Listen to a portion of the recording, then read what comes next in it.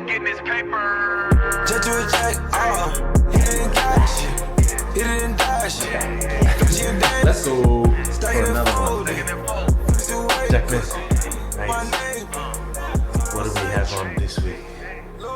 This week we are reflecting on our memories growing up in PNG and just thinking about the good old days when we didn't have to worry about paying rent. Oh, mate. Take me back. Take me back. Country roads. Bro, I did that song in karaoke. Yeah? Yeah, it was good. How'd you do? Good. Sounded good? Nah, I was probably like half cut. Had a couple of emu exports. Oh, bro, good beer from the west. Exports. Good beer from the west. Yeah, from Kalgoorlie. Bro. Yeah, but yeah, it's a good beer. Yeah, if you Looks want, like a strong one. yeah, it is. It's sort of similar to that Forex bitter, which I was swapping between the two, so I think that didn't help. Ooh, you like a strong beer, eh? Bro, yeah, so I think I'm just gonna go back to the goals from now on. Yeah. Keep it simple. Yeah. Or maybe a little SP. Oh yes. Oh, yes. Bro, I got some at home, so we'll have to do an app. Like next episode, we'll be drinking SPs and chatting shit. Yeah. Yes, sir. Yeah. Well, SPs, since we're speaking of SPs. Yeah. South Pacific Lager, the best beer in the South Pacific. We're reflecting on, some memories from our beloved home country, Papua New Guinea. We're just going to rattle off some memories. I know in episode 9, if you haven't seen it, we spoke there at the end just about some of our favorite places that, brought up some childhood memories for us and what that meant to us. And, I'm sure many of you, could relate to Jackman when he spoke about Ipi Park and Hohola and what those memories meant for him. If we're going through this and you want to share some of your experiences you had in those places or in certain things, comment below. Yeah, let us know. But Jackman, mate, kick us off. Yeah, bro. With one memory. Yeah, one memory. So I remember, obviously, I spent 10 years in POM before I moved down here. So a good part of my childhood there, I'd say, and grew up at Toks. So there's this memory. Tokarara, sorry. Yeah, in just I think 25 minutes from the town. Yep. And there's a memory that because it's been raining so much in Brisbane, it just came up to me when I was catching a bus. What happened was we used to get old tires, and there's this game that we'd play where we'll get sticks and we'll put them into the old tires, fill them up with water, and when it's raining, we just push them around and run in the rain with them, and just like let it. Once we get some momentum, then we'll let it go down a hill, and it just travels. Yeah. And then memories like that, like just playing around with a lot of kids my age on the street, like any games from like touch beggy. Those that grew up in PNG would know. And then playing until like 6:30 at night, and then your mom and dad calling you, "Oi, don't know what's For those that don't know, it's time to have a shower. Sorry, the English translation. Time to have a shower. Time to So yeah, I just remember playing on the street and getting to that later part when the sun just starts to go down. And I think that's the great thing about having a childhood back home is that you'd always see kids on the street playing with mates from even though they're from different parts or provinces or Port Moresby, they'll always everyone spoke pidgin, so you just click with everyone, play little games, and even if new people moved onto the street, you know them straight away. And I think just reflecting on those memories when there's a topic that I wanted to discuss on this, it's good to kind of remind us that I haven't been back home in a while, 4 years, so just to think about memories growing up there, it just makes me think about the simple times when you had to go to school and then come back and then like chuck your bag out and just go play on the street, and then when it gets to the late time, just getting cold to go and have dinner, and then obviously when we're talking about Origin, like getting ready to watch Origin or things like that. But I think that those memories, I think just playing on the street after school and playing until very late, and then playing touch baggy or pushing a tire with sticks, and then when it's raining, like different things like that and different games that you play on the street, like tin game. Oh. Remember, like you'd just line up all these tins and then break them down and try to fill them back out without getting the ball hit from the opposition. But yeah, I think like games like that on the street, just really, those are the childhood memories that I kind of reflect on, and the ones that I hold close to mind, because I think they also kind of make me. I know I'm rambling on a bit here, but like they kind of make me like that's a big part of my home. It's upbringing. Upbringing. And I think like I know however old I get, and like if I do have kids one day, just taking them back home to kind of see what the childhood that we had. Obviously we're lucky enough to live here and have partners that are Australian, but having kids and still installing that PNG value upbringing and showing them a little bit of what we kind of experienced when we grew up. So I think those were my memories. I know they went long, Mate, but that'd be awesome. Yeah. What primary school did you go to? Bro, I went to Tokarara Elementary School. Tokarara Elementary. Yeah, so for those that live around that area, like Toks used to have a TSD there, and in 2004 there was a fire, and that TSD went down. Yeah. And then everyone knows my suburb as TSD fire. So whenever you catch a bus or then you get a taxi, you just say TSD fire, and everyone knows where to go. Shit. But and then.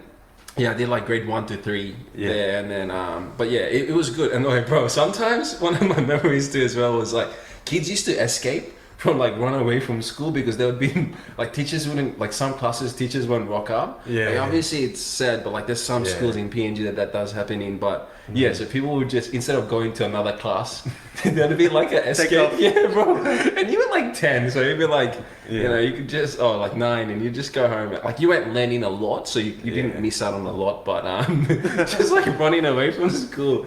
But yeah, it was good memories. What about yourself?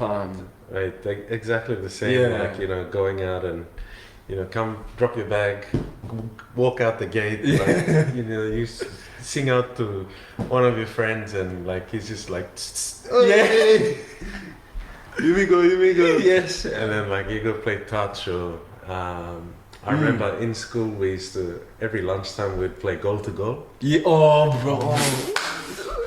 That was probably like the most funnest game ever. Like, so for those who don't know goal to goal, it's like, say, because we used to play it on our basketball court, and the post was the goal. Yeah. So you had 2 teams, right? 20 or 15 people, and someone in your team had to go and touch the goal. Once they touched the goal, it was like you got 1 point. Yeah. But you had people there who were going, if they touched you, you had to go back to your goal and then come back. Yeah. But there were so many things going on at one time, because there were 20 people trying to touch your goal.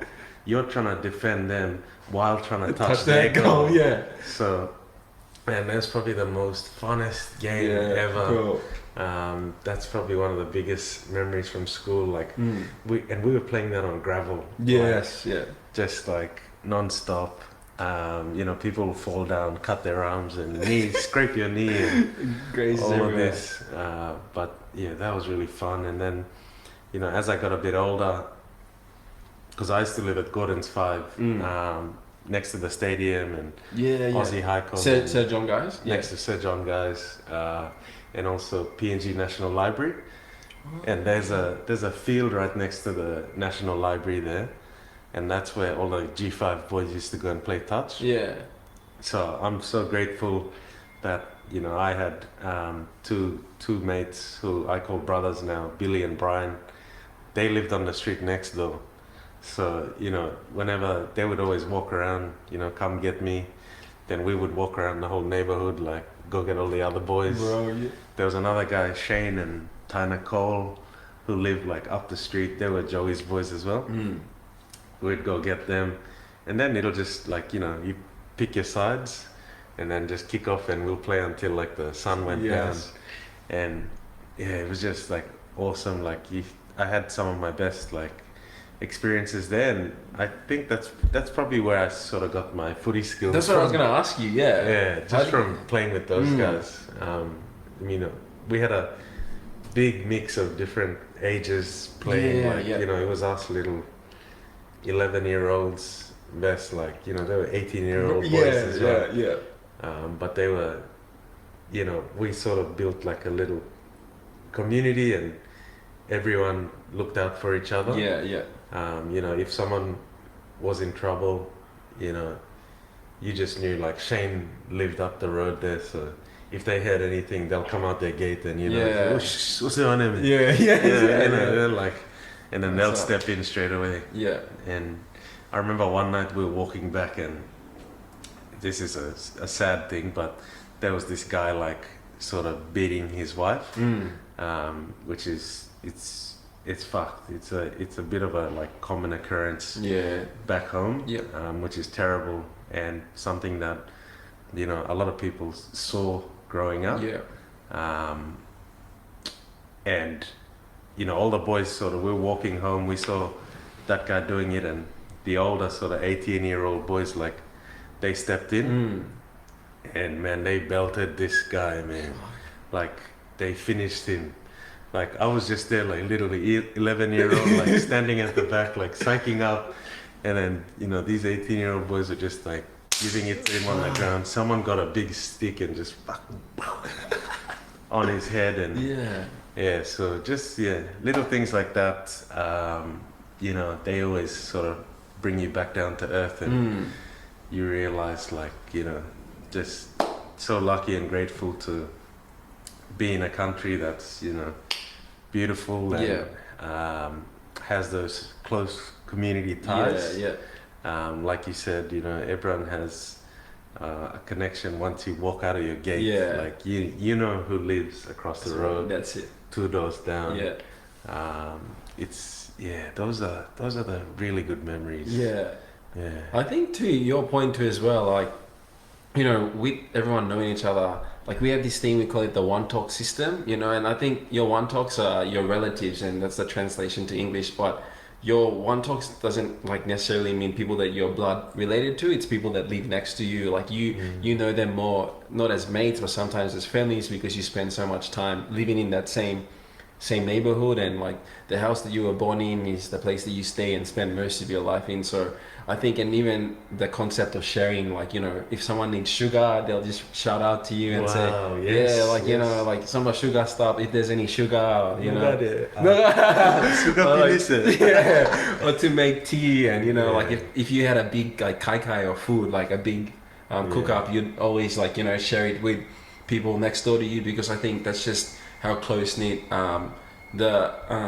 like the way it is. And I think, you know, it's the Papuan way. I think, you know, that way of, like, you know, our ancestors who, you know, were you know, like, sharing, even like in the villages and stuff, they always had this, you know, big heart of kind of expressing love and gratitude to everyone, and, you know, and that's the passing, like, you know, that we that's what we always kind of refer to. And I think that's also another part that, when you were talking about, you know, the guys stepping in and helping out, like, everyone just kind of helped out, regardless of whether you were blood or, you know, you just always had each other's back. And you're like a sub-pese, You're someone that they know, and that they're willing to, you know, help out or spend time with. And that, I think that sort of goes back to the olden days, and it was, you know, the barter system. The barter system, for those out there, is, you know, back in those days in the islands, you didn't have money. And, you know, in order to live or coexist with other cultures, you had to trade certain things. So, I mean, if you look at, you know, Kairuku, Kerema, that Hiritano Highway. You know, lots of buai. Fish, because we're next to the ocean. So you can imagine, you know, those villages along there already have an abundance of you know that crop or those goods, Yeah. and they would share those things with villages from the mountains who Yeah. might have other fruits or bananas or Yeah. cacao, 100%. and that was just the way of giving, Yeah. and that's sort of tied in with what we spoke about, how everyone is open, loving, sharing and caring. Yeah, that's it. And I think to a point, like obviously I'd love to spend an episode talking about this, but the Hiri trade, which is a big sense of that barter system. And I think, the Hiri Tunnel Highway is the highway that connects Port Moresby and the Papuan, also the central, like Hanuabara and all of those too, the Gulf province and, through Kairaku. But yeah, we definitely, do our research and kind of chat to that. But I think that's also a big part of the, the trade there is, the people from Gulf would bring their sago and trade it with people from the central province, mainly around Port Moresby with, their clay pots and stuff that they wanted to trade. And then obviously they'll come by sailing. And then ladies would go out there and see them coming and they'll let everyone know. And then there's a saying, I think, I can't really pronounce it well, but I'll have to get my pronunciation well. But we'll also chat to Chucky about this on another episode about, the trade itself and the significance of, I think, it make and the relationship between, certain provinces in in PNG, sorry. It's such a big thing, to dive into the history. Yeah. I think it's culturally amazing and significant, and it'd be great, even if there's someone out there with knowledge, in the future, it'd be great to bring someone onto the poddy who can talk about back in the day and what it was like, and just to give us some knowledge, 100%. and to also share it with you guys about what went on, what are the right words that they used or that we should be using, because ultimately we're not experts. No. We just grew up there and came over here, but I mean, it'll be great to dive into that history. Yeah, because I think it's so interesting in its way too as well, from the things that I've heard through my dad and people that I grew up with, just how much, because they didn't speak the same language. Like in PNG there's over 800 different dialects that are spoken in there, so people from different provinces don't necessarily understand what each other are saying. So I think even to go back then and when the trade was happening, how they communicated and the things that they said to each other to kind of ensure what they were trading was a fair trade between what was given and what was taken. So I think the history in itself is just something that I think should be more well spoken about. And I think hopefully when we go up to Independence Day and things, significant days of PNG calendar, that we maybe even record a podcast with some of the people from the federation or people that have more PNG Federation Queensland that have more understanding of I guess the history, or have done some research into that area or that space, or people on the community, or they have more understanding, that come on and chat to us once we've obviously got our studio set up and ready to go. Coming soon. Yes. I think another this is going really left field now, but just wanted to touch on what you were talking about how we have 800 different dialects, and a lot of people sort of looking at PNG don't understand that there are a lot of different people in one place that don't really look the same. No. And that's probably one of our problems as well. Is that you have all these cultures stuck on this big landmass, with no real sort of explanation of where each village or where each sort of culture came from. I think it would be great to if there was a scientist, or I don't know if there are scientists that are looking into it, but hundreds of years ago, where did the Bougainville people come from, their side, because they have dark skin, and then you look up Sepik people have their own features, Then you go down to the highlands, and highlanders look completely different to those two. Central people, you know, even Gulf people, 100%. they look so different. Then you go down to Milne Bay, and they're all like their own little, you know, breed, and like it's like you start to raise these questions. New Guinea Islands, they look a lot like Fijians, like 100%. You know, you put all those cultures into one place, and like, you know, I keep asking myself the same question, like, how do all of these people that look so different be in one country? Like, you know, you talk about Samoa, Tonga, like they all look the same. No, that's no offense to them, like in any way or anything. Like 100%. I think I've never thought about it like that, and for you to put it out that in that manner, it actually baffles me to think that like you know, we could be from the same country but not necessarily look like. I appreciate everyone has different facial features and everything, but it's just more holistically speaking in terms of your pigmentation of your skin and the color of your, or not the color of your hair, but the texture of your hair and things like that. So I think it's crazy to think about, because I mean, like, when you see a Fijian, you can tell he's from Fiji, right?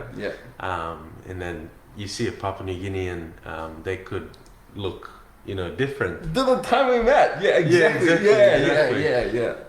So I mean, it would be crazy, or it'd be amazing to find out how, you know, those people came to be on that landmass.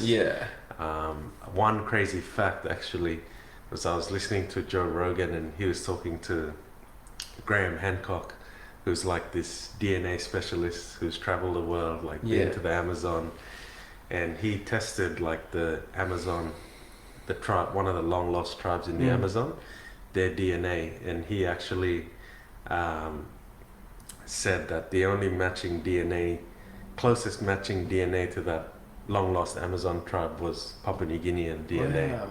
So I mean, you know, those two countries are worlds apart, but the DNA's shown that it's the same. So I mean, I don't know if those two continents were connected at some stage and broke off.